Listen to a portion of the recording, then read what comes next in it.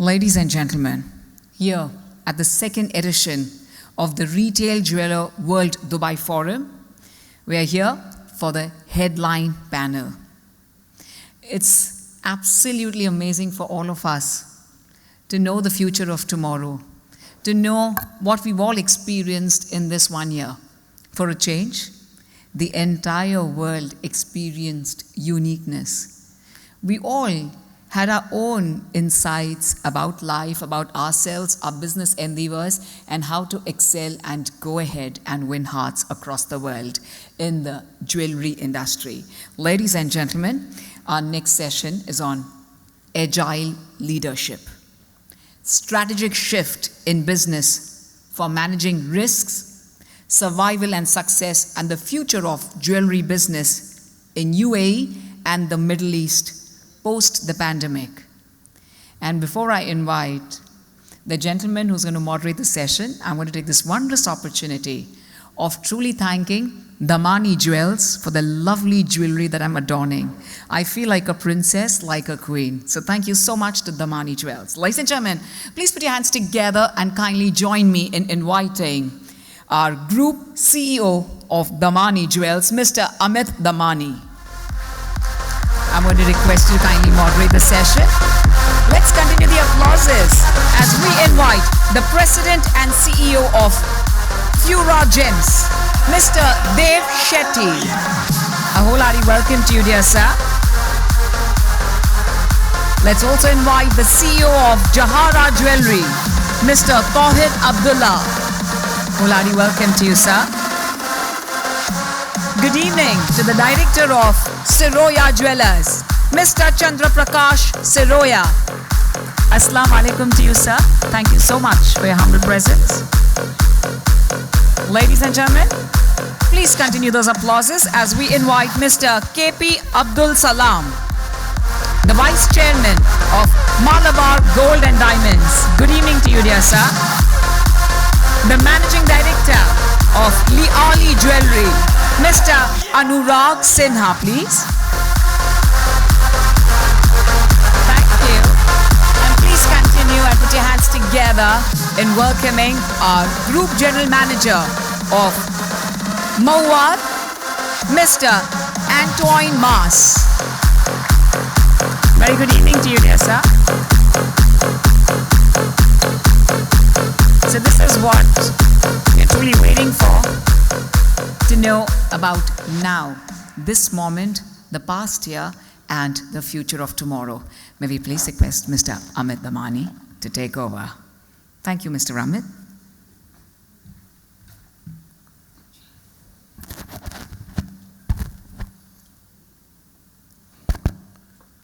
Good evening, everyone. Always a good and bad thing to be the last panel, and when you're always wondering how many people will be there, but I'm very delighted that most of our attendees have stayed here, so I'm sure everybody's enjoying it. And I'll request Amit, if people are having coffee outside, if you can request them to come in. So really have an interesting insight into what is coming up next. I think before I start with preamble to this session, which is all about Agile leadership, I would like to really give a snapshot of all the superstars on the stage. When I say superstars, because everybody is a champion in his own spec of things. And it's a great pleasure to welcome Mr. Tawhid Abdulla. He's a great personality to Dubai, UAE industry. Him and his brothers, as I mentioned, from early 90s, since I came to Dubai first time, they have really put our industry on the map. And oh my God, since if anybody knew to bring celebrities, Claudia Schiffer, Tawhid Bhai, I remember, unbelievable amount, you got her, and we were on the map. And these are very interesting and unique things which I can go on the memory lane to describe about Tawhid Bhai, and we can go on and on. But here is a gentleman, 178 stores, Jawhara Jewellery, champions in wholesale and retail, 18 karat, 21 karat, 22 karat, gold and diamond jewelry. It's a pleasure to welcome Tawhid Bhai. we'll be looking forward to hearing from you. Chandubai Siroya, and Tawhid Bhai is also chairman of Dubai Gold and Jewellery Group, along with Chandubai as vice chairman, which we are supporting the industry growth and liaising with outside and inside bodies. Chandubai is wholesalers and manufacturers of 22 carat. If people follow awards, I think their company have been awarded years and years the highest importer of gold jewelry in the region. I don't know, in the world or something, but from India, highest importer of the gold jewelry. So Chandubai, we are looking forward to really see some interesting insights from you. Welcome Chandubai. On his left, we have Abdul Salam Bhai. He is, many times you meet people in very close quarters and you are working with them on an ongoing basis. You don't know typically what they come along with in terms of what they're running. So we and Salam Bhai are on the board of Dubai Gold and Jewellery Group. But it's my pleasure and honor to update everybody in the room. Malabar Gold is the biggest jewelry chain in the world with over $4 billion of sales. That is even bigger than any name we know.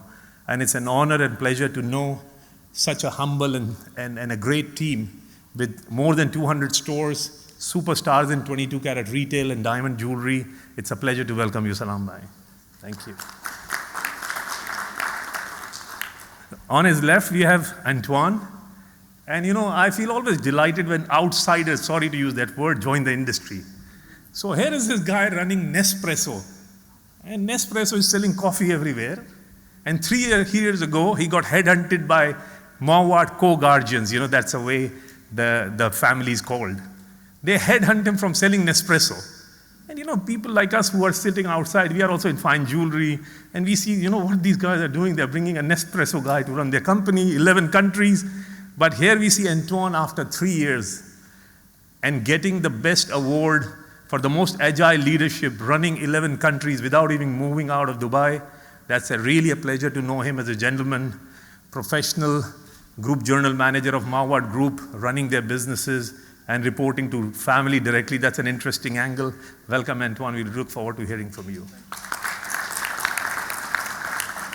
On my left is Anuraag Sinha. This is our homegrown, fine jewelry retailer with more than 12 stores, catering to expat communities. If you'll go on all those nice community malls and the big malls, you will see Liali jewelry. And Anuraag Bhai have really transformed and really worked over the years to make Liali a niche jeweler for this segment. It will be a pleasure to hear from him. Last but not the least, Dave Shetty. He's the CEO of Fura Gems, and Dave and we go back more than 12 years when he was with Gemfields. And now Dave has really embarked on end-to-end gemstone and rough gemstones specifically, a reliable source.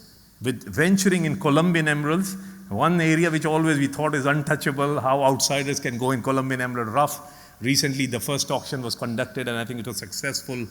And then Mozambique rubies and Australian sapphires. And while I did this introduction was to put a theme where we are going with. When we talked about agile leadership, and we discussed in the morning panel, we had before COVID, that time we were all doing fantastically in a different way, and COVID hit. And nobody in the world understood how to handle when you have a virus which doesn't allow people to go out. And this is where we as industry have worked differently. Everybody in industry have worked in their own best way to see how they handle the known knowns or known unknowns, we call them. So 4 Ps, which typically a marketing mix has, how these leaders have handled their product, their locations, their price, their promotions, and in terms of full scale, that while you are having an unprecedented challenging time, which is COVID, which nobody knows what happens tomorrow, how they curate this mix of agile leadership in a full circle without depleting the brand, without depleting the customer experience, without hurting the sentiment and emotion of employees, at the same time without getting backward in terms of product and research. So certainly we will look forward to hearing from these gentlemen about place, product, price, promotion, and people, and also some very known and unknowns, which we don't know. So it will be really delighted if you can share some inner thoughts, something which you're able to share, which can be a good learning for everybody.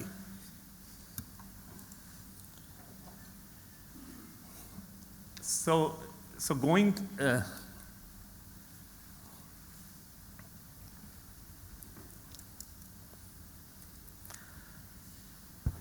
so the question to ask is that what actions you have taken which reflect your out-of-the-box thinking. And at the same time, the second part of the session will be, if you get a crystal glass, what we are looking at the future of gem and jewelry industry. So to start with, the first question is, we certainly want to start with Tawhid bhai. How do you, want to elaborate on the steps you as a leader have taken during the uncertain times? Over to you. Well, thank you very much, Mr. Amit. I have a complaint to raise against Samit. We don't see the jewelry group as an associate partner with you. Next time, please make sure that we are. We are here because of the industry and because of you. The question is very interesting. I mean, all of us, I am on a third generation, we haven't seen such a time like what we have seen last year, March 23rd, when we were instructed to lock down, shut down the business. And you have got hundreds of people. The first thing you have to think about is how you are going to keep them safe, how you are going to keep your smaller family safe, and how you are going to finance that. So the first thing is you will jump to the bank and says, please, sir, I need to have a reserve for at least 3 to 6 months cash flow. So the most important thing is that we have to think from now onward, what we have seen is a necessity of having a cash flow reserve for a period of a minimum 3 months, and it could be up to a 6 month. The second most important thing is to start having, what do you want to do? Now, it's a fact. Business is shut down. There is no in cash coming.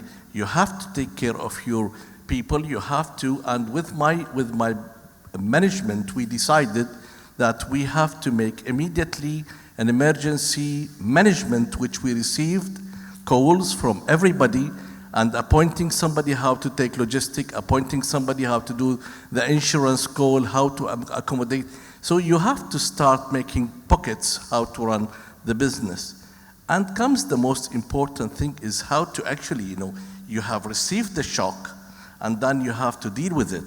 And what we have in our industry, like being mentioned earlier, 95% of the money, either it's yours or the banks or associate of yours, is on inventory. So how you are going to start looking the age of your inventory, how you are going to convert some of that. And people, like in our industry, we are not so much friendly to the technology, so we didn't have internet sales, we didn't have channels to the, so we were really keeping in mind that our industry was the safest because our products are rather evaluating than devaluating, and they are small in size, they are safe, they are, Dubai government has taken good care, the police has taken good care of us to keep us and not having sleepless nights. All this been taken care, and we are in a unique situation of the world. But it comes what is next, and what is next? Unless we have started looking at what do we want to do. So we did not have a holiday through that 30 days. We have been looking at our inventory with the team. We were on webinars and we were talking, okay, let's take this collection and let's debate. So to invest your time on looking how to solve the problem is the third most important thing that we have done. Thank you. Thank you so much, Tawhid. I think very, very interesting insights. I think the key point which you highlighted is certainly handling of cash flow and reserves, which is 3 to 6 months. And certainly that can be a good learning going forward. If another pandemic comes or another out-of-the-box disaster comes, which is not known as of now, that can be a good help. Second thing which you really mentioned is about emergency meeting of top management to really do hands-on. I think that's really to put yourself on ground, on front, to take the challenge heads-on. I think that's a fantastic learning we received from you. And at the same time, conversion of inventory through digital platforms and how you can do through various new ways which you have done. Thank you so much for those inputs. I would like to have now Mr. Chandu to give his thoughts in terms of what are the steps in the out-of-the-box thinking and as an agile leader he has taken during this time? First of all, a very good afternoon to everybody. Thank you for being here. I think most of the points which could have been done have been covered by Mr. Tawhid, so I would not like to repeat them, but I definitely did two things, not me, my company, we did two things. We called all our suppliers and we told them, don't be afraid, we are here and your gold is safe. It is in our safe deposit boxes, but it is, as soon as things open, you will get your payment. So they were a little rest assured, okay, our money is safe and not given to somebody else for sales. The second thing which we did was, we also called each and every customer of ours and told them that if you have any problems, you please inform us so that we can take precautionary measures. If you have lost your gold, if you are having some bad debts, please tell us now so we can also book our losses if we are going to see any losses coming up. So that is what we did. One most important thing I think which we did was to reassure all our staff that we are there for you in case you have any problems, your family, anybody has any problems, look up to us and we will be there. These are the three things which we did, and I think we sailed through very well. All our customers are very happy, all our suppliers are happy, and overall the bankers are also very happy because we have almost become zero debt. Today the markets are bad, so whatever sales we had, we repaid the banks, and I think it's been a fantastic learning. One thing which I take away from this pandemic is that the more you can sell in cash, it is better than giving too much credit. Give credit only to the level which you can sustain a loss. That's what we learned. Thank you, Chandraprakash. Thank you so much. I think open and transparent communication, which you really updated about suppliers to be comfortable, I think is a key.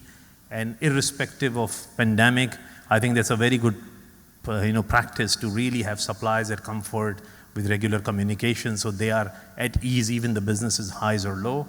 And also calling customers and asking about that if they have their challenges.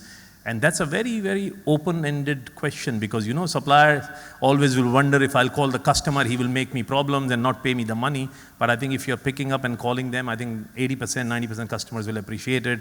They'll be truthful with you and they will be giving you fantastic feedback. And also the staff thing, what you mentioned about reassurance of their jobs, which we have certainly seen and certainly as an industry at large, we have really kept that whatever possible job losses are at the least. So thank you so much for those inputs.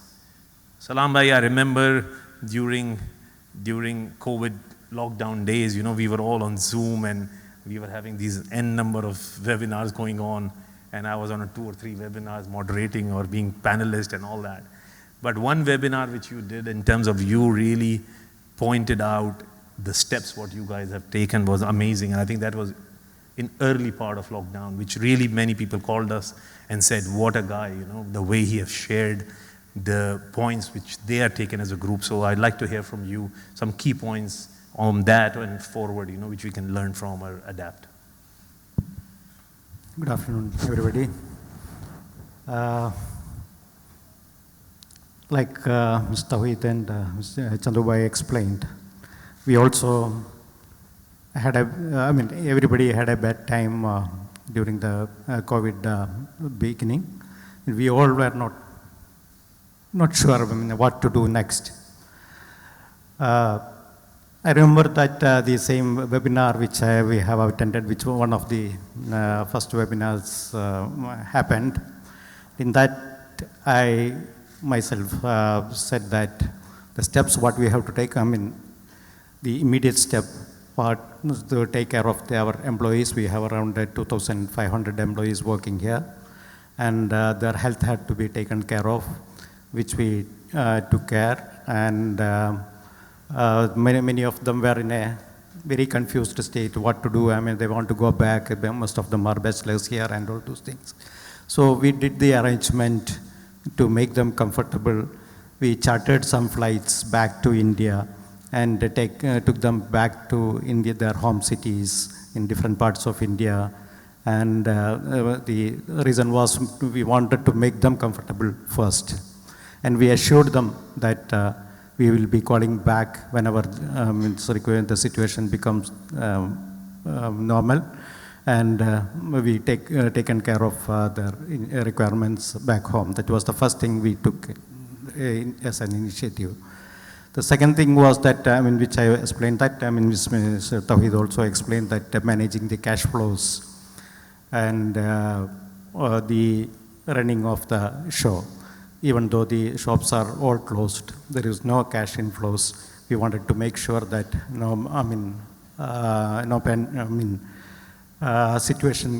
breaking situation should happen. In that, I should appreciate the entire Golden Jewellery group. We as a group took over the whole industry's problems, and we were negotiating with each and every banks of UAE and to make them comfortable that, okay, this industry is rest assured that you all will get your money. You should not pressurize any dealer, any retailer or any wholesaler. All the money are in safe. And I must say that the banks were so cooperative. Unlike many other parts of the world, the advantage the banks in UAE is that they understand the business and they were very cooperative, and they gave us all the comfort that we will take care of you. And even I must say that in some of the banks they were ready that, okay, we have jewellery but we don't have money. Okay, they said, okay, you bring that jewellery, and if the situation comes, you can come with the jewellery and we will keep it in vault. And when the situation comes to reality, you can take it back and you can sell it. You should not lose your money on your making charges and all those things. That kind of comfort was also given by the banks. And that is, of course, the support of the Golden Jewellery Group took the initiative. Likewise, we were discussing with each and every segment of the business partners, like we were discussing with real estate owners, landlords, and all other associate things. Everywhere it was a collective way of doing the things which helped the industry to a certain extent. The learning what I have, if I can share it from you, is that, okay, this is one pandemic situation we have crossed. There many can come. The learning what I got is that whenever you select your partners, whether it is a vendor or it's a banker or a real estate owner, you select the person, select the company who knows your business. Then you can, in this kind of situation, you can go back to them, explain. They will understand the situation. I must say that, as I said, that banks were supportive and they were helping. There were some situation we didn't get that expected help from, especially from the real estate owners and all in Dubai and all. They were not very cooperative. Some were very cooperative. I should say that some were very cooperative, and they understood, and they have helped the industry like any other industries also.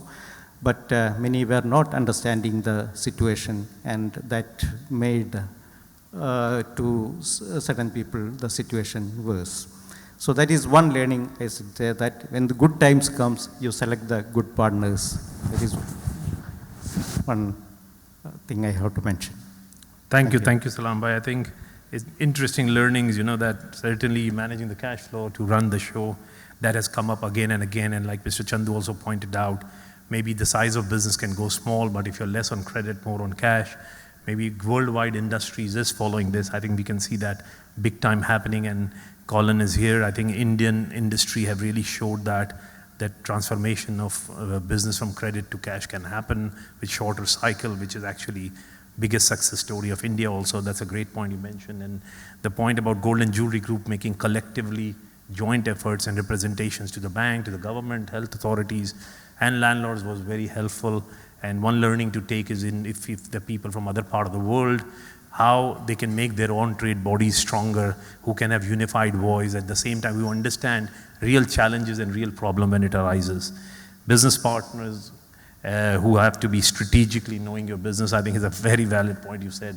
because if they don't understand your business, they are the one who will panic first. So I think it's a good idea to let them be involved, briefed about the business, and more pandemics can come, but if they know, they'll stand by you. Thank you, Salam Bhai. All right, Antoine, I'm really looking forward to understand from you, not from industry. Again, I repeat that, and I had fun talk with him. I said, really, it'll be very interesting for the room to understand that how you, who doesn't own the business and who have to report to a family business owners, whose money you are running, how they sleep and they call you like 20 times a day, like what's going on, what are you doing, my 11 countries. So really something, insights from your side, Tony. So good afternoon, everybody. To start with, after 3 years, you still call me outsider.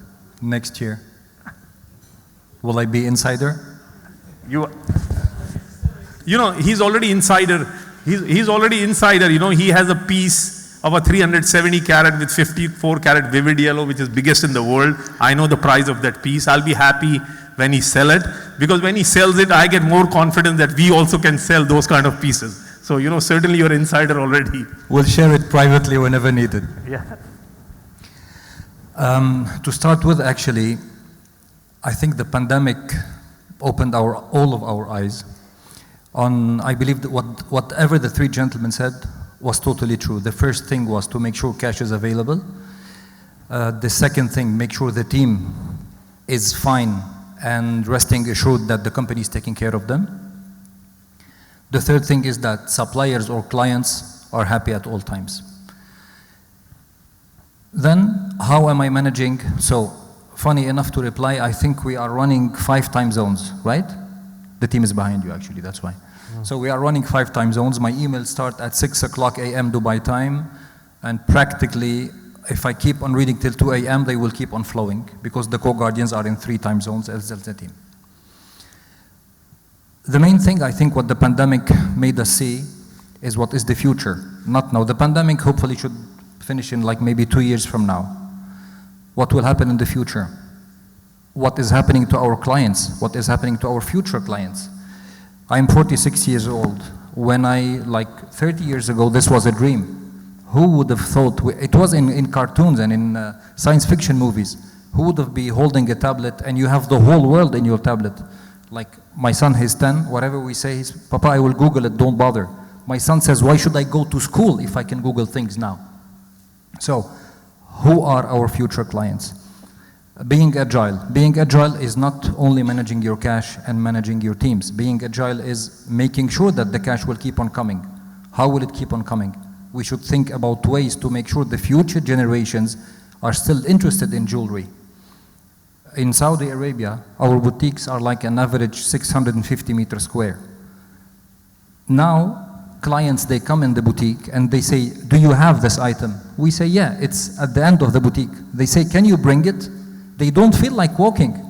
We need devices to make us remember that you need to walk now. You forgot to walk. So what is the future? The future is, yes, definitely agility. Agility by being tacky, by knowing technology, by knowing and making sure that there are ways that we can reach our future clients. Saudi Arabia is country #1 now in Snapchat and Twitter worldwide. To be honest, when the marketing team updated me about that, I was shocked.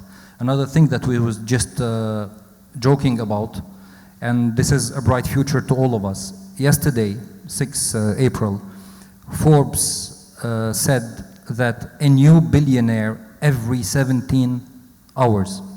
Now, as of yesterday. So this is great news for us. Nearly 500 people became billionaires during the pandemic. So yes, the pandemic was hard on a lot of people, but the pandemic was beautiful and a blessing maybe, and a great luck for lots of other people.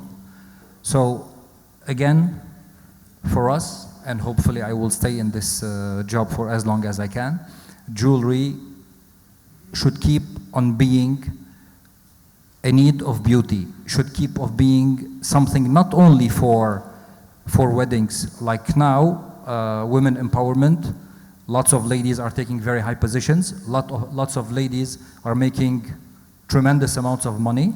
They own their own purses. they own their own money. They don't need us men to buy them stuff. That's a great market to work in and to work for. I think this is how I see the future. And again, technology is the way. Thank you. Thank you so much. I think very interesting aspect which you bring, it certainly, which we all were agreeing and confirming, is cash flow, team, suppliers, client to be updated. But I think very interesting point is how that cash flow keep on coming. I think that's a very good way to look at things, that if my customer today is X, who's my customer tomorrow? And I'm ready to be there at that end point to take his money, if that is self-spending woman because of the kind of amount of money they're making, or these new rich, rich billionaires, where they are spending the money, and are they actually aligned to the tastes of our industry? That's a very interesting point, that we can say jewelry and all that, but if you're not ready and if not attractive to these people, I don't think they will come and spend. Thank you, Tony, for those inputs. Anuraag bhai, I think it's over to you to really get some insight from your side about the subject of agility. Good afternoon, everyone. I think I'm going to pass this question because it's pretty much covered, yeah? No, but I think there's certainly always an angle. We thought it's Yeah, covered. It's somebody sure. brings more. Sure, thank you. So, I mean, like everybody else, like all the bigger players and all the established old-time companies and people with great structures, we also followed and towed the line of cash flow management, managing your people, team, inventory, geographies that you want to be in, etc., etc. But what we paid a lot of attention to the teams. We towed on the word called empathy. Without mixing it with sympathy, we stuck to empathy. So listen, let's understand the situation of our people are personally, whether they're locked in, whether they're outside, living a semi-free life, whether the supplier is concerned about the money or the merchandise that needs to go back, and so on. So during the 30 days of lockdown in UAE and couple of months in other countries, we conducted a lot of online training, because suddenly we all discovered Zoom. And every time the training was to do, every staff conversation and the training was everything to do in person. And we said, okay, since we have discovered Zoom, let's keep everybody involved, engaged, and be in conversation with across company level. So we used to have periodic trainings, not to really train people, but just to be connected and understand the situation and be supportive and assuring them that we are with you regardless. As a result, there was so much you can empathize, but with so much of extra time, we started gearing up to see what the next months and the years will be. And if Zoom has taken our lives and the other mediums of teleconferences have taken our lives over, it's obviously that technology is what's going to take and direct our lives far more than it did ever in the past. I don't know to what extent we will become robotic in our own ways, but yes, our thinking is going to be determined a lot by how various technological innovation and developments that keep happening, how much we accept and embrace them, and to what degree we are going to make great use of them. Not that each technology is meant for each industry and each businesses. However, there's so many common areas and elements and technologies which are used across boards, whether one is a wholesaler or retailer, manufacturer, and so on. Like Mr. Chirag Soni during the SGL conversation, he mentioned a blockchain. So that's something else which is going to be happening in the future, we guess. So looking at technology, embracing technology, implementing what's doable from the technology sense into a business where people love to touch, feel, and try product lines, love to visit stores, love to browse, but still love to visit store, love to see comments on social media and make their judgments, comments, but still would like to touch and feel and try the product. So we paid a lot of attention to the people, to the technology, and like all the other gentlemen mentioned about cash flows and maintenance of stores, banks, suppliers, geographies, etc. So, I mean, if we all sit back, genuinely, if we all sit back and think that how was last year, just not too far away, was April, May, it was pretty scary. It was absolutely unclear to most of us as to what the next few months and few years are going to be. Nobody could imagine, I mean, I personally couldn't imagine that life in UAE, Dubai, would be as normal as it was. Yes, if you're not wearing a tie, you're wearing a mask. If you're wearing a mask, you're still wearing a tie, and so on. So today what we are living in a fairly normal day-to-day life in Dubai, UAE, unlike many other parts of the world. We're living a much, much safer life. Medically, we are pretty much covered in a much better way than many other countries put together. Social life is fairly decent, not very exciting, not so great, but in limited means is all right. All this has fortunately positively impacted on our industry. And I think most of us have witnessed not as severe a downturn as we were expecting in the month of April and May. Because I think come July and August, people started to step out. Jewelry is something they would like to buy to invest, they would like to buy to wear, they have to be social reasons, social occasions to use them, and we could see them happening in a reasonably good measure as compared to many parts of the world. So I think we were fortunate. The ones who have been here have been very fortunate.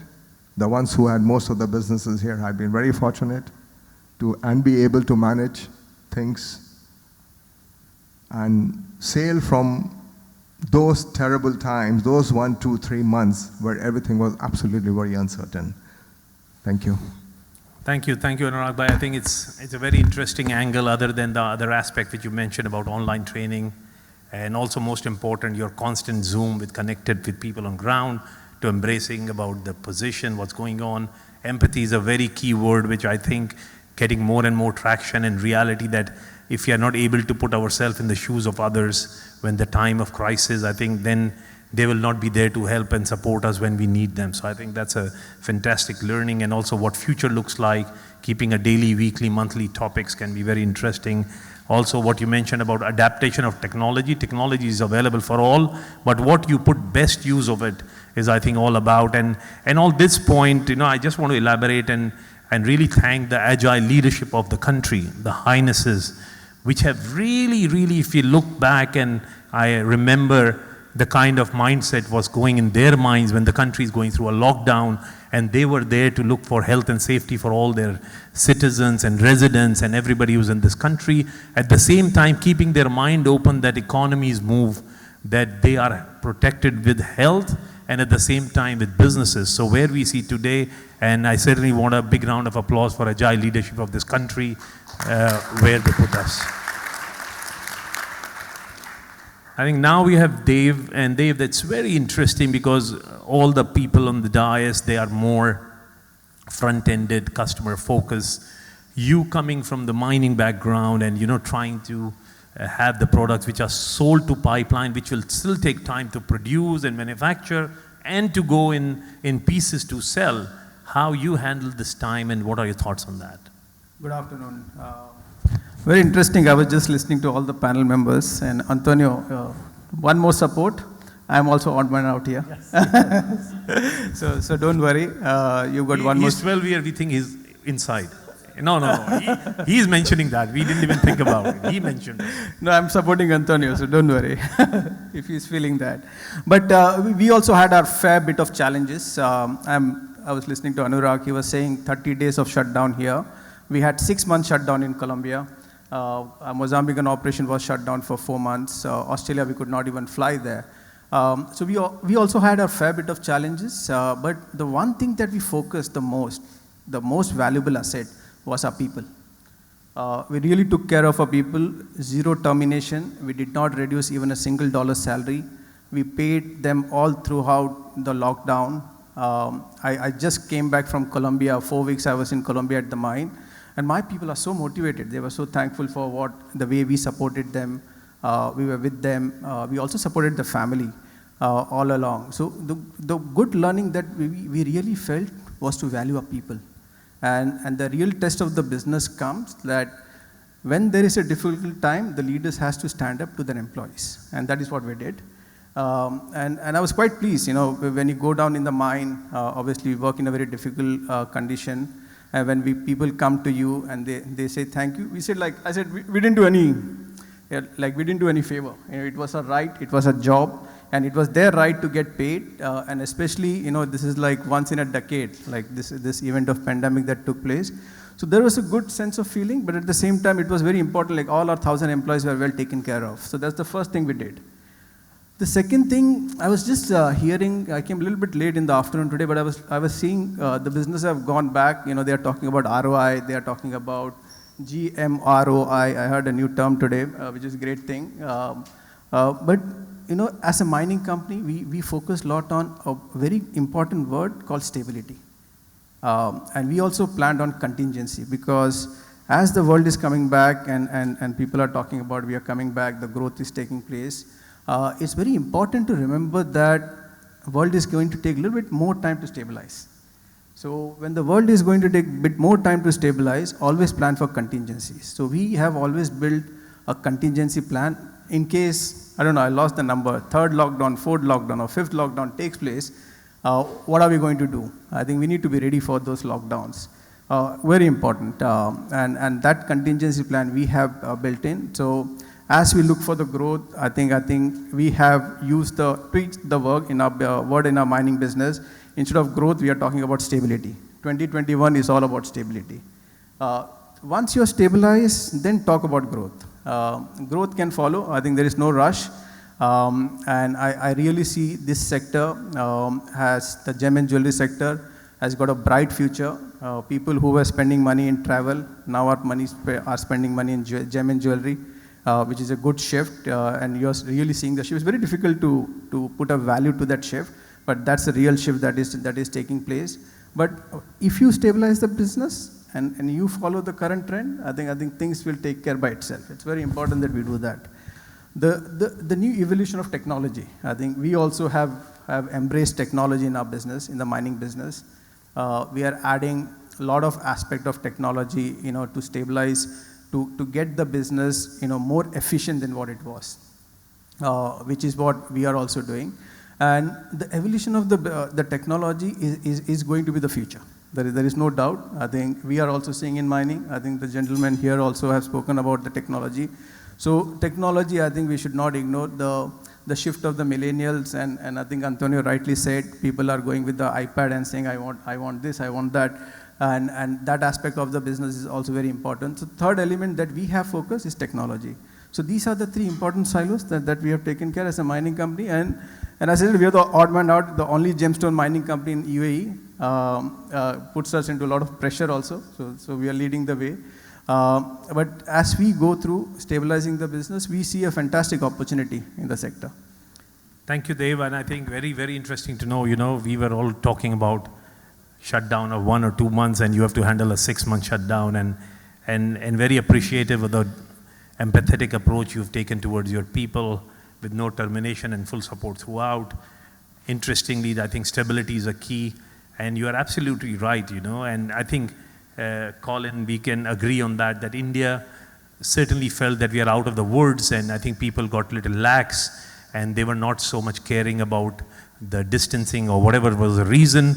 And what we see in Mumbai today with this kind of a partial lockdown is a unique example that we are not out of the pandemic. We have vaccination, but there is no eradication. So we have to be careful and cautious for stability, and embracing technology, which is more efficient technologies. I think great first part of the session, and I think the remaining part of the session, I really would like to have out-of-the-box thinking from all the panelists, what they see this future of gem and jewelry industry in Middle East, in the world, but some focused ideas and, maybe 2-3 minutes each, and then we will do a closing and some Q&A maybe. So Tawhid bhai, over to you. Yeah, well, thank you very much. I'll be brief. I think there is a mindset to be refined and retuned. I think bad news for the CEOs, I don't think they should be the most important person in any institute. I think the management, it should be an open management, not an individual who lead the company. It's the majority, whatever they decide with the finance department, the marketing department. And so it's a management rather than the CEO. The CEO is yourself, like, you are the moderator for this and you are most important, but we are the executor of that. Secondly, I think the IMS person should be really given a directorship, because his department has to be one of the most important department, hand in hand together with the finance. So if it is a small department, there must be a serious thinking of making it more important. Budget for marketing, with all the technology happening today, it can bring you back much better return with much less investment. So the marketing person is a department which needs to be really large and think of technology, digital business, and so on. Fourthly, and most important thing is back to technology among all us panelists, that we are emphasizing the future of inventory financing, inventory blockchain, and technology supporting all that. I think it's one of the most important thing. And lastly, which is most important, is we have to have less sentiments to take decision about the inventory. And whenever you decide to buy a piece of jewelry, you should give it a time and a birth to end. Says, I am going to buy, I'm going to create, I'm going to manufacture. And I think within 3 years, I should inform my IMS that this age is 3 years. Thank you very much. Thank you, Tawhid bhai. I think very interesting, and I think we have discussed that on various platforms earlier and as at the group also, regarding your leadership and thought process on future of inventory financing. And I think that certainly will be a game changer globally, and we certainly look forward for elaboration of that more and more. Open management we talked about, I think that's fantastic way to look at, because there is no silos, there is no burden on one person. CEOs becomes more like moderator, their best role and best efficiency, and thank you for giving me that for this moderation, if I'm doing well, is actually bringing out best from everybody. Even sometimes you think, this little bit different, but it's the best part is you have a great team of people who are champions in their areas, what they do. So I think it's very interesting to know that part. Budget from marketing can get more buck today than before. I fully agree with you. That is the key. Old days now, even I wonder, why we have to pay $1 million dirham on a billboard on Sheikh Zayed Road. And when we were spending, we didn't have an ROI, did how many people see it, right? Now these marketing geeks, they are giving us to the last dollar. So that's fantastic. And hearing blockchain from you, I liked your energy and the enthusiasm. When you are putting that, you're putting everybody in room, in spot that they should really look beyond your day-to-day. Blockchain is nothing foreign. It is like that internet when it came and internet became the part of life. I think blockchain will become part of everything what we do. And last but not least, is very nice, we're less sentimental about the product. I think when we start procuring those, we become so sentimental and we think this is the best product, but I think you're right, some pragmatic approach required. Over to you, Chandu bhai. The question you asked is, what is the future? And I say the future of the jewelry industry, not only in the Middle East, but everywhere is going to be bright. Because as long as there are ladies and there are men who are going to please the ladies, there will be demand for jewelry. So I'm not worried about the future, but how we take care of that future is very important. You see, a lot has been said today about, I think Colin Bhai started with a story for the jewelry. So we are actually all dream merchants. We sell a dream. And especially when we sell a unique piece, you're actually making the person dream. So if we can live up to those dreams, and I would say relook at the way we have been pricing our product also, then it could be a win-win for everybody. We give more value to the customer, and if you can make yourself as a brand, that the person comes not for generic jewelry but comes for your brand, comes for the item which you sell, not the jewelry which you sell, then you can command whatever price you want. But if you're going to sell generic jewelry, I would say we should relook and have a little standardized pricing so that the customer, you see, ours, unfortunately, our industry is such that you can put a value to everything. When you buy a fridge or you buy an iPhone, you don't say what is the cost of the plastic and the metal in that, or the technology which goes into that. But for a jewelry piece, you can always say, okay, this is the value of the gold, this is the value of the diamonds, this was the labor charges, and more than that is the profit. Now, many times when the customer comes back to us and they want to sell the jewelry, that is where we get a bad name, that you guys are, not doing the fine or the right thing. But nobody would go to a garment manufacturer and say, why did you charge me $500 for a thing which costs $20? But in our jewelry field, it happens. So as jewelers, I think the onus is on us to try and make ourselves a brand. And then you can command your price. Before that, I think we should be selling as more generic jewelry. Regarding Dubai, the future of Dubai, I believe we are in very good hands. The government here has always been very proactive. They've always asked the golden jewelry trade what you want. The golden jewelry group has been working in coordination with the government, and thankfully everywhere we have been supported by the government. ITRA is doing a fantastic project. I saw a poster there where it says Dera lives, and I would like to add Dera lives and breathes. That is the heart of Dubai. So I think we are in a fantastic place. The jewelry field here is going to do fantastic. In fact, as Mr. Tawhid and some other friends also said, we could not have expected that September onwards the business has taken a U-turn. And everybody is looking to jewelry because that is one safe investment which is always going to be there. Banks, stocks, everything goes up and down, but jewelry is stable. So it is for the rainy day, and as long as that perception continues, we will be in safe hands. So I'm sure it is bright. Thank you so much, Chandubai, and I think you are the panelist, who's straight on the face, and future is bright. So if anybody want to take home any one-liner, I think just write it down and be good about it, because certainly I think the sentiment and positivity will drive our business, because we are selling dreams, we are selling wants, not needs. I tell many times to people who I know that customer who's coming to buy jewelry, it's like, it's not about he's needing that jewelry. He's wanting it for an occasion, for an event, for a moment. So if we put that storytelling around it, and the point which you mentioned is about storytelling, dreaming about the product, branding, and very interesting is providing value is irrespective of pricing. You can sell $1 million dirham product or a 10,000 dirham product. If it's a great value, I think customers will like it. I think that's a very, very valid point you mentioned. Thank you, Chandraprakash, for that. Mr. Salam, want to know your thoughts in terms of future and how you look at it. Yeah, I also totally agree with Chandraprakash that this business will definitely survive, because the same reason what he has mentioned. I mean, until the men and women are there and the love and affections are there, the gifting is a part of their life, and this is a gift article what we are selling across.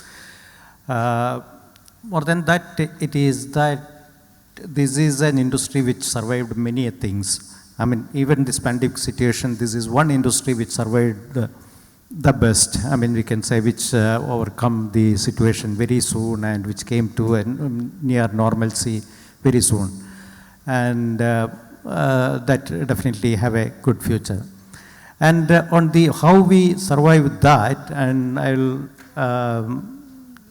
go with little differently with what Mr. Tawhid said, that the inventory, we should have a good look on the inventory. As a jewelry business people, we should have a very good look on our inventory.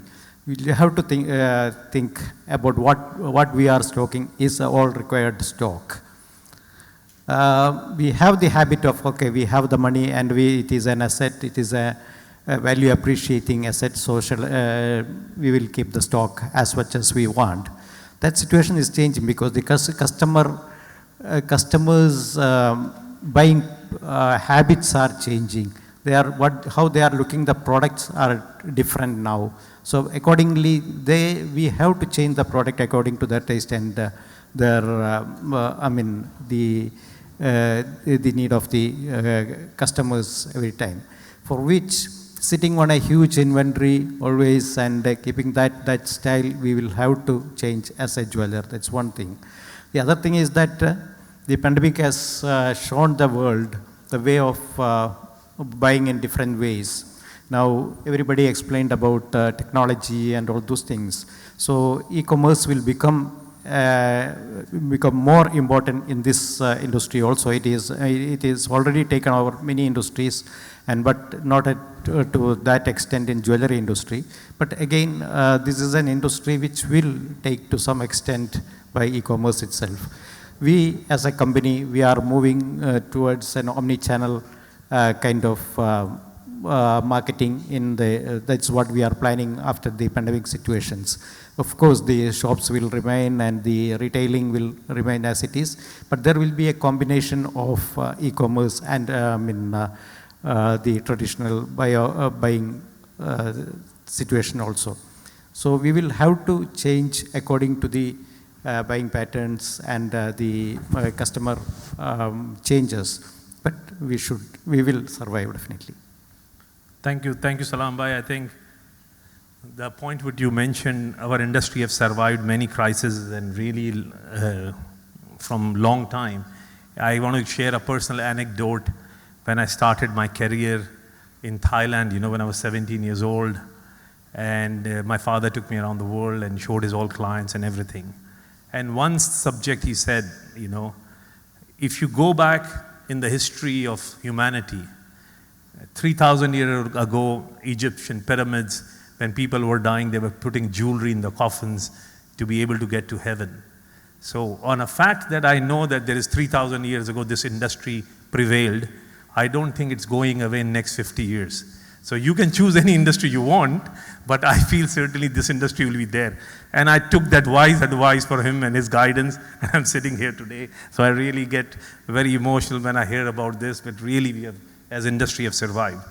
The point which you really elaborated on good look on inventory and inventory management system and processes, I think the word Tawhid Bhai also used, not emotional, not sentimental. So it means the system or a process is running it, so you are not involved emotionally but pragmatically. And good to know that omni-channel is a route which you as a business is taking, which is being brought up today during various panels. I think very, very interesting inputs. Thanks. Over to you, Tony. Let's see from your crystal glass what we see, the future. I believe the three gentlemen said three beautiful words: client behavior, iPhone, and fridge. Again, a bit of storytelling, being a part of leadership.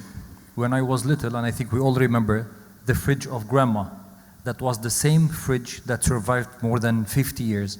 We grew up and it was the same fridge, mostly this American design Frigidaire that has this big ugly metallic handle. Now, all of us, we need an LG fridge that has a screen that can tell you what's inside and what's outside. And we all know they sell it to you saying this survives for 5,000 hours and it will die afterwards. Same for our screens and our mobile phones. We all remember the black ugly mobile phones, black ugly phones that was given by municipalities to our grandparents and our parents as well.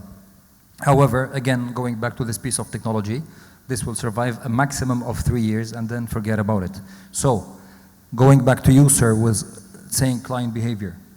Should we create a way to dictate how we will be running our jewelry markets, or should we follow the trends of the future generations? Where again, the iPhone, I think now we are into iPhone 12. Here you go. So 12 iPhones in the span of less than 10 years. So every 8 months, we are somehow bombarded by the market to change the phone. And all of our life, now you lose your phone, you forget so many things, you lose so many things, your password, your bank, and. So, what are we going to do for the future? Are we keeping on creating the same classical line, or should we, and I totally believe Mr. Tawhid, we should put an expiry tag for our jewelry. And yes, only 3 years, but I feel so emotional now of seeing some pieces, and I say, should we melt them?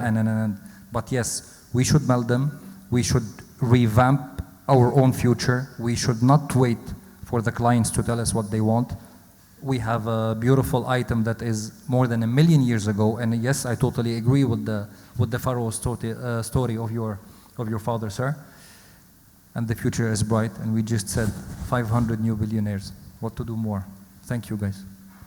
Thank you, Tony. I think your angle of melt and revamp, straight on the face, I like it. Emotional about it, but melt and revamp and move on. I think that's a very interesting point, and client behavior to be monitored and actually guided in a way through new products. That's a very interesting point, and I think Mr. Chandu is also in the same thought process that we have to guide client behavior, produce new products, provide them something unique so they will enjoy it. So thank you so much for your inputs.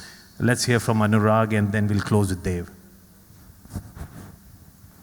So I'm gonna pick up certain points which have already been spoken here. For instance, the GMROI. This is the first time I've heard this phrase, and I think it's a very interesting phrase which we will have to learn and understand and see how to implement in our industry. Mr. Kaushik Soni very well on the panel actually said whatever he said is more or less a history of many people's lives here.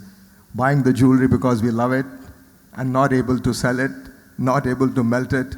You just married to the product for a very long time and not realizing how much actual money is getting lost on those kind of products. And then Mr. Tawhid said, put an expiry date. So if you put it all together, I've been feeling in the last many months, rather couple of years, that if anybody who has made the jewelry industry what jewelry industry is, not only here worldwide, most of the countries, are the jewelers themselves. And if anybody messes it up and takes it towards the path of downfall, will be jewelers themselves.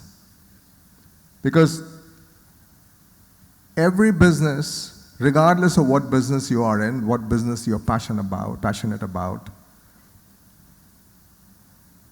one has to reinvest in the businesses time and again. Now, when you have to reinvest, there are different areas you can reinvest. You can just keep reinvesting into opening stores. You can just keep reinvesting into buying merchandise. You may just decide to say, let me find a good balance between the amount of retail, the amount of branding that I will do, amount of money that I will invest in the merchandise vis-a-vis the amount of money that I will invest to build the brand.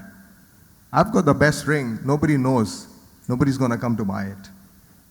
How are we going to reinvest into brand building that will tell people a story about yourself, about your brand, about your company, that brings people to you? I'm specifically talking about the retail industry because that's where the buck stops when it comes to the jewelry industry. It starts from the mining down to retail. The buck stops at the retail. So if the retailer is not doing well, obviously the whole chain is impacted one way or the other. So it's industry owners, more so the retail owners, as to how will we build the industry as a brand, your company as a brand, your product line as a brand that captures customers' mind space. Did people forget jewelry in the past? I don't think so. But yes, like somebody had mentioned earlier, that jewelry had gone right at the bottom in terms of how you would remember jewelry or many other things. So is jewelry capturing a mind space? I'm not sure. Till such time, the industry as a fraternity is not able to invest money back into capturing customers' mind space. It's a tough task for the industry. There will always be challenges, yes, but this will be the biggest challenge that I think the whole industry should look at. I remember the good old days when the BS used to spend money on promotion of diamond jewelry. World Gold Council used to spend money in this region to remind people about gold jewelry. So it had nothing to do with a company doing for themselves. It was a fraternity, a body doing for the industry per se. Unfortunately, it's missing in here right now.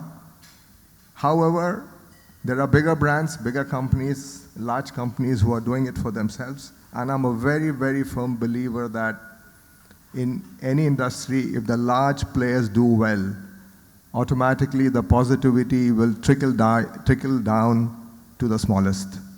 The biggest amount that can be spent can only be spent by the big companies and corporations over the small ones.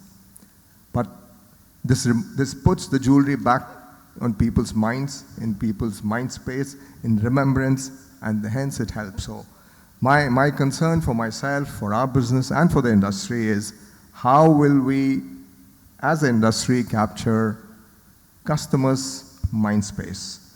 Fortunately, as part of the Gold and Jewellery Group, from the last year, we've been pretty active as a body, investing money into doing occasion-based events, not spending tons of millions of dirhams, sensibly spending a couple of 100,000, 200,000 per event. Am I right, Mr. Tawhid? But talking each emotional occasion to the consumers, to the people who live in UAE and Dubai. We remind them that there is jewelry as a product. You should not keep it on the back burner. Yes, our industry does not carry that kind of gross margins that you can put it back towards brand building. Unlike the other fashion industries or electronic industries or, I don't know, any other industry, if you don't know what the cost is, what the selling prices are, nobody debates, nobody asks, nobody questions, why is the iPhone $1,000? Somewhere you read the cost of production is $50. What the hell? Why are we paying so much? Nobody debates. No reason to debate. Why is the debate so much for the jewelry industry when the customer is wanting to buy jewelry industry? It's only because we have commoditized it to an extent and we have not invested money into a brand as an industry that people say, yes, I'm going to pay top dollar for the product because this is natural. It comes from the minds. People have to take a lot of pain into manufacturing it, designing it, and retailing it. So my concern in future for myself and for everybody, retail industry is how will we put the jewelry, how the jewelry industry will capture customers' mind space. Thank you. Thanks a lot, Anuraag bhai. Let's have Dev quickly. Sorry, I went a little bit too long. It's fine, good. Let's have Dev quickly on closing thoughts and we'll close the session. Yeah, so I think most of the panels have talked, but just the other day I was reading the vision document for UAE 2021, and I was amazed even in the pandemic and the great job the country has done and this regime has done during the pandemic. It says economic, touristic and commercial target of 2 billion people for 2021. So if you see a country of 10 million wants to target people of 2 billion to enter this region, I think that's where the opportunity lies. That's number one. I also saw the other day, I think it was just like 2 days ago, IMF have doubled the GDP growth of UAE to 3.1%. No, one more very encouraging statistic. And this takes to what Anuraag and the panel has been talking here, is how do you tap into these numbers? You know, what does the industry do? I have got no doubt this sector has a very bright future. Like we just had a tender 4 weeks ago for a Colombian emerald. We had this tender in UAE and we took the same product in Colombia, and all my clients in UAE said, we have just wasted our time. We are not going to get anything because Colombian are going to take everything. 100% of the product was bought from the clients from UAE. 100%. Okay, so that is how great it was. And a week ago, similar tender, 100% sold out from the clients in UAE. So the bottom line is the demand is there, the opportunity is there. Now the next step is how do you tap into this? And in this post-pandemic evolution of client, where we spoke about technology, we also have touched upon the social media, the importance of social media. But one more very important element of buying that is evolving is the client needs a lot of confidence what they're buying and from where they're buying and how they're buying. And this element of marketing, when the end consumer gets a lot of support and a lot of comfort, that how the pattern of buying is going to be like given a confidence, I think we can definitely tap into that 2 billion number or the GDP growth number. And this is what the industry needs to do here, that's where the opportunity lies. So that's all from my side. I don't have anything more to say. Thanks, guys. Thank you, Dave. And I think... Can you put up the slide for the price part? Yeah, I think we'll just do that, and I'll just do a wrap-up till that time, and we'll say that. So I think when I started, I mentioned, I'm with Galaxy of Superstars. I think I would like to have a big round of applause for this amazing, amazing session from all the amazing superstars here. And what we went through this last 1 hour of interesting panel, we actually touched on a lot of soft and hard elements of leadership. How these leaders have handled, they are empathetic, they are looking for their team, they are looking for their people, they are making sure that the people are taken care first before anything else. Other point we heard about taking care of our customers and suppliers and banking partners and other partners. Again, a very soft skill, which is not really taught in a lot of different places, which is coming with the experience that if you have a challenging time, if there's a crisis, how you handle that. And I think this is a great learning we had from the panel, which was overwhelmingly everybody subscribed to that. Cash flow management, cash is king. We have heard this for years and years, but when real crisis strikes, I think this becomes more eminent to keep reserves, to be ready for future crises, and try to see how to handle that. Emotionally, not getting carried away with inventory management, putting processes, systems, and right structure around it is the name of the game, and how soon, how fast, how pragmatically we do it will be the game changer of years to come. Technologies is overwhelming. Technology is coming left, right, and center. What is the best technology for a particular business and a particular segment can differ from people to people and company to company. And I think that is very interesting elaboration of technology we heard from all the panelists. Looking at, and I talk about BHAG, and I think this is where my business school education comes in, which is calling big, hairy, audacious goals. And leadership of UAE is all about BHAG. They have goals which are so ambitious that if people are getting aligned to those goals, the future is certainly there. And like Dave rightly said, that if we just tap on to the growth projections, what UAE has put up on the table for their future vision, and IMF have confirmed it, I think we as an industry are all sorted. We had a reference of Forbes publication, which again connects to that there is more wealth in the world today than ever. But how we are tackling that wealth? Are we ready to take that wealth? Are we attractive to that customer who comes in our door with that wealth to spend on our product, while you rightly said he can easily spend on a mobile phone and don't even ask about the cost of it. So in a nutshell, if you really see the session today and the inputs for these amazing panelists is a mix of soft and hard skills, systems and processes. We talked about marketing, we talk about open management, we talk about flat at top, we talk about CEOs and top leaders playing a coordinator role rather than the role of driving everybody their way or highway.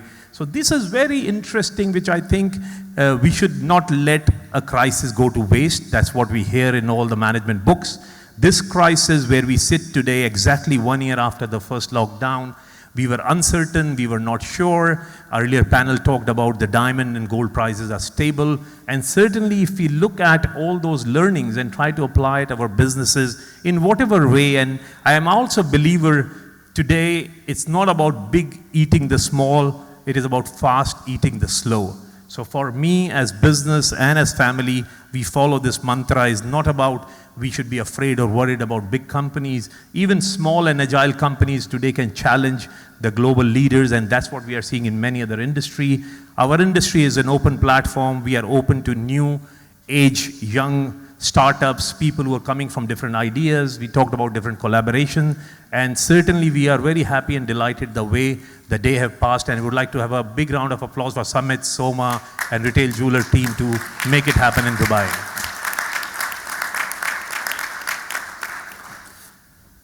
It's a pleasure. Maybe Chandu want to say some quick parting thought. I want to say something. You see, today we are actually fortunate. We have two very powerful people. Mr. Colin, he heads the German Jewellery Export Promotion Council of India, which controls, I believe, a lot of gold and jewellery in India. And we have with us Mr. Tawhid Abdulla, who is the chairman of the Dubai Gold and Jewellery Group, which is a very big consuming center and a redistribution center. The thought which came to my mind when we heard all the panelists is that it may be a very big challenge for us to convey our message for smaller people to the public. So it might be a good idea to ponder over a thought that if every company was to contribute maybe 0.5% or maybe 0.2% of their turnover to a bank or to an association where generic advertisement can be done on a daily basis for jewelry. Generic advertisements, just buy jewelry, just buy gold, invest. I think it might be a fantastic thing for the future. Thank you so much. Anuraag bhai, you had some quick 2 lines. If you want to put on that slide. 4 P's: product, place, price and promotion. Product, place, price and promotion. The four P's. Can you put up the slide, please? Can you go just back on the, 2 more. 2 more. Can we go back? Yeah, you can. 2 more. These guys don't want to let you go. I know. I think Anuraag will have something persistent. One more.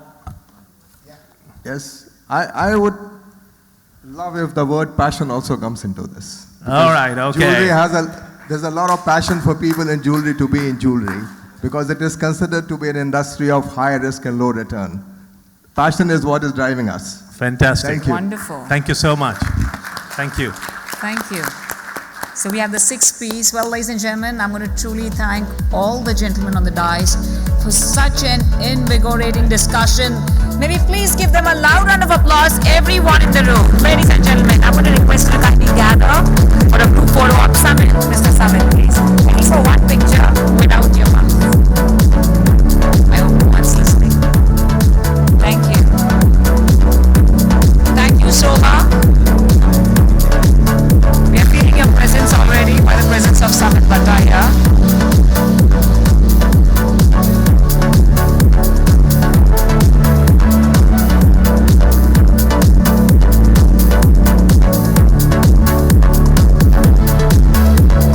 Ladies and gentlemen, one more time, and please request you all to kindly put your hands together for Mr. Amit Dhamani, the Group CEO Dhamani Jewels, Mr. Shetty, President and CEO, Fura Gems, Mr. Tawhid Abdulla, CEO of Jawhara Jewellery, Mr. Chandraprakash Siroya, Director, Siroya Jewellers, Mr. Abdul Salam, Malabar Gold and Diamonds, Mr. Anuraag Sinha, the Managing Director of Liali Jewellery, and Mr. Antoine Masse, the Group General Manager of Mouawad. Thank you so much for the invigorating discussion. Dear sirs,